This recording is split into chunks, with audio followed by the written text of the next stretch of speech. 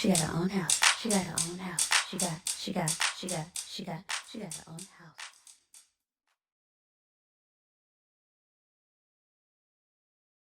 Hey family, welcome back to my channel. So today we're going to talk about starting a new job while you're going through the Naca process. So let's talk about it. So 2022 has been blessing me already. I have been blessed with a new job. So thank the Lord first and foremost for blessing me with a new job. I do have the opportunity now to work full time from home remotely. But thank you, Lord, for that. However, because this process has started to kind of unfold for me, this led me to investigate what actually needs to happen when you start a new job while you're going through the Naca process. Before I let you guys know what you need to do once you do get a new job, I first want to back up and let you know when you might run into some issues when debating on or accepting or determining your start date for your new position or new job while you're going through the NACA process. Before I do that though, let me know if the sound is okay. I did invest in a new mic for you guys to try to improve the experience. So jump down in the comments and let me know how is the sound. Is it too loud? Is it too much? Is it too kind of echoey or anything, please? But anyway, so before you accept a new job or negotiate your start date while you're going through the NACA process, or really with any lender while you're trying to get a mortgage, you must keep in mind how close are you to closing. You're going to need to have 30 days worth of pay stubs. So if you're closing in 15 days, now isn't a good time for you to accept this job. Or maybe you can negotiate pushing out your start date until after you close on your home. You aren't going to be the first person that buys a house while they're interviewing or accepting a new job. So this should not be anything that's unfamiliar to your HR department or your hiring manager, but definitely keep that in mind, okay? Also, specifically for NACA, if you are right there on the line of being priority versus non-priority, you need to take into consideration if your new position is going to put you over the limit, okay? Because this is going to continuously come into play until you close. You will continue to be reevaluated even if you're already NACA qualified. If you get a new position after you're already qualified and it pushes you out of priority status, then you will be in an entire mess of a situation, okay? With being able to still get the home, they may be able to give you an exception for the home, but it will be at the higher interest rate. Okay, there are people that watch my channel that are subscribed to me that have gone through this exact same situation where they were told they were priority status at one part, and then once it got time for them to get under contract for the home, things just became a mess and they were told that they were non-priority status, etc., etc. Okay, so just keep that in mind whenever you are accepting a new position, if it's going to push you out of priority versus non-priority status. Okay, so I also want to clear up, there are rumors that you have to be in the same industry, but that is not true. Several people in the Facebook group have said that they have had no problems getting qualified by changing industries when they get a new job. So just an FYI, you're in the clear. The only caveat is you must be making at least the same or more money at your new job. I'll say that again. You must be making the same amount of money or more money at your new job in order for this not to mess up your NACA process. Okay, so if you are like me and you're already NACA qualified, you're already under contract for your home, you're not going to be closing within the next 30 days, and you're already non-priority status, if that doesn't matter to you, then this is what you're going to need to do once you accept a new position. So the first thing that you're going to need to do is go into your web file and put your new job into your web file. So I will go ahead and flash this on the screen now. Once again, guys, I am already NACA qualified, so my web file is going to look different than yours if you're not qualified yet. But basically, I just go into where I upload my pay stubs every 2 weeks, and I just click on employer data, and then I am going to go in here and fill out all of this information.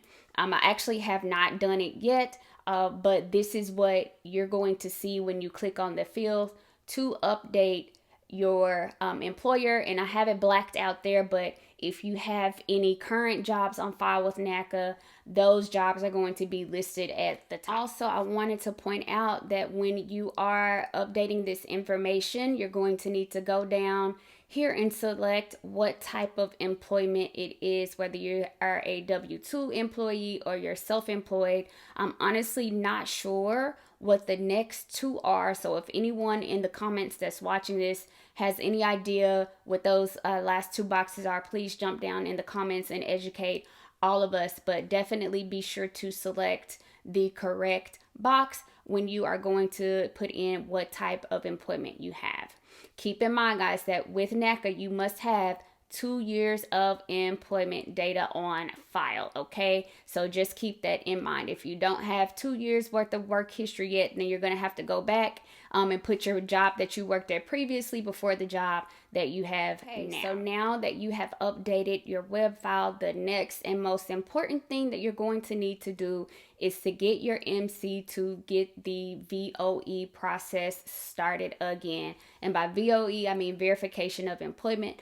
Remember, I told you guys I'm trying to do better by spelling things out instead of using all of the Naca acronyms, excuse me. But the VOE needs to be sent out to your new employer to verify things such as your pay rate, obviously, and your start date and whether or not you are a full-time permanent employee. So the sooner that you can get your MC to send that out to your HR department, the better.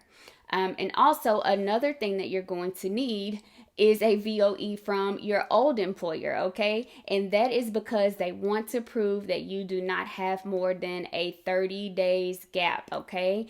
If you have more than a 30 days gap, then that is going to cause some issues with your process. So if you are wanting to take a little bit of a break in between leaving your last job and starting your new job just so that you can just recharge, just remember to please not have that gap be more than 30 days. Okay, after you have gotten your VOE sent out, or if your new company uses the work number, you have pulled your work number or employment data report and uploaded that to your web file, which is what I plan to do, then you will have to wait.